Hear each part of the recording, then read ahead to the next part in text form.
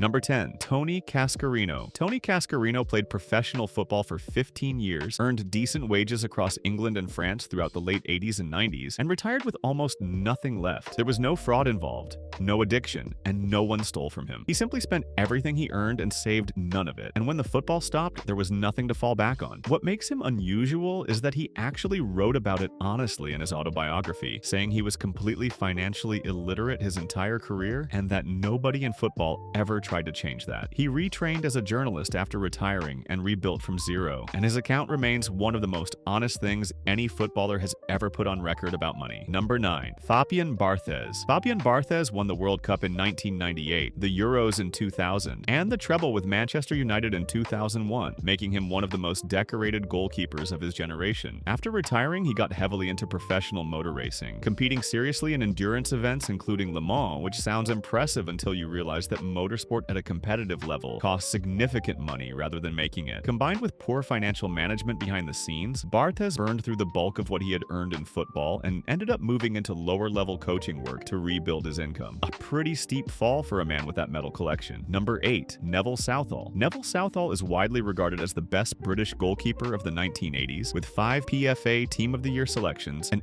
FA Cup winners medal, and a reputation at Everton that has never really faded. After retiring, he lost most of his savings through a failed restaurant business, which turned out to be very bad financial advice, and he spent years working as a care worker and in schools, not as a volunteer but as an actual job to pay the bills. He has spoken publicly about how players of his era received zero financial guidance, that you played, you earned, and when it ended, you were completely on your own with no structure and no preparation for what came next. Number 7. Lee Hendrie. Lee Hendrie came through the Aston Villa Academy, made it to the Premier League, earned England caps in the early 2000s, and had what most people would consider a solid professional career. Injuries forced him into early retirement earlier than he would have liked, and after he stopped playing, several business ventures he owned failed, and he lost his home after, while at the same time going through a serious mental health crisis that he has spoken about in significant detail in interviews over the years. His case gets brought up regularly in conversations about footballer welfare because he represents a situation that is far more common than people realize. A player who earned reasonable money for a short period with no financial education and nothing left when it ended. And the difference with Hendrie is that he was willing to talk about it publicly when most players in that position simply never do. Number 6. Adriano was at Inter Milan between 2004 and 2008, and during that period was genuinely considered one of the best strikers in the world. Powerful, quick, with a left foot that very few players in history could match, and Brazil built their entire attack around him. In 2004, his father died suddenly, and his performances dropped sharply almost immediately afterwards. He started missing training sessions, his weight increased, and he struggled seriously with alcohol, eventually leaving Inter and drift through a series of clubs without ever getting close to that level again. The contracts got smaller and eventually stopped coming, and by the time his playing career was over, he had very little financially and had moved back to the favela in Rio de Janeiro, where he grew up, giving interviews over the years saying that was always where he felt most at home. One of the most talented players of his generation, and his career was effectively finished before he turned 30. Number 5. Paul Gascoigne. Paul Gascoigne earned significant money across his career at Tottenham, Lazio, Rangers, and beyond, and was one of the most commercially marketable players of his era in England. But he has declared bankruptcy multiple times, and his struggles with alcohol addiction have been covered extensively across decades of interviews, documentaries, and his own books. At various points in his life after football, he has needed the support of friends, fans, and charitable organizations just to get through financially, and he has been honest in interviews about the fact that the money was never properly managed, and that the people around him during his career were not always looking out for his long-term interests. A number of individuals close to him financially over the years have faced serious questions about how his earnings were actually handled. Number 4. Mamadou Sakho. Mamadou Sakho tested positive for a banned substance in 2016 while at Liverpool, and UEFA handed him a 30-day suspension, but he challenged the decision, and UEFA eventually dropped the case entirely after accepting the substance in question may not have been performance-enhancing at all. The damage to his career was already done though. Liverpool loaned him out to Crystal Palace and then sold him, and he never returned to the level he had been playing at before the whole situation began. The legal process was lengthy and expensive, the lost contracts during those years were substantial, and because his earning window at the elite level closed far earlier than it should have, the overall financial impact on his life was significant, and all of it happened to a man who was ultimately cleared of any wrongdoing. Number 3. Johan Cruyff. Johan Cruyff won 3 Ballon d'Or awards, multiple European Cups, and is considered by most serious football people to be one of the 2 or 3 most important players in the history of the game. But in the early 1980s, 1980s, he lost almost his entire fortune after his brother-in-law persuaded him to invest heavily in pig farming and property developments across Spain, both of which collapsed and left Cruyff with very little. The financial pressure that followed is what pushed him into coaching because he genuinely needed the income, and he took the Barcelona job, built the dream team, and delivered them their first ever European Cup in 1992 before going on to shape the entire philosophy of that club for the next 3 decades. There is a reasonable argument that one of the most significant coaching careers in football history only happened because Johan Cruyff ran out of money. Number 2. Diego Maradona. Diego Maradona died in November 2020, and the financial picture that emerged in the months afterwards was genuinely staggering, with estimates suggesting he owed somewhere between 37 and 50 million euros to the Italian tax authorities alone, dating back to his time at Napoli in the 1980s. His overall estate was described by those dealing with it as chaotic. Multiple children from different relationships launched legal claims simultaneously, and there were serious allegations about the conduct of the people managing his affairs in his final years, including suggestions that he was not in a fit state to be making decisions about his own money and assets. For a man who had earned at the level Maradona had across playing fees, endorsements, and decades of commercial activity, the amount actually left was remarkably small, and the uncomfortable truth that came out of all the legal proceedings was that a lot of people made a lot of money from Diego Maradona over the years, while he did not always benefit in the way you would expect. Number 1. Ronaldinho. In 2018, Brazilian authorities froze Ronaldinho's bank accounts as part of a tax investigation, and when they did the balance, they found was the equivalent of $6, which is an almost impossible fact to sit with when you consider that this was a man who had been one of the highest earning footballers on the planet, a 2-time FIFA World Player of the Year, a Champions League winner, a World Cup winner, and at his peak at Barcelona between 2004 and 2006, arguably the most famous sports person on earth. In 2020, he was arrested at the Paraguayan border and held in prison for 32 days after attempting to enter the country on a falsified passport, then spent several more months under house arrest in a hotel in Asunción while legal proceedings continued, and he turned 40 in that hotel room. The tax debts, the legal costs, and what investigators found when they looked closely at his finances pointed to decades of serious mismanagement by the people around him, and the total amount earned across his career, somewhere in the region of hundreds of millions of dollars, was essentially gone with no clear explanation of exactly where it all went. Remember to like and subscribe for more.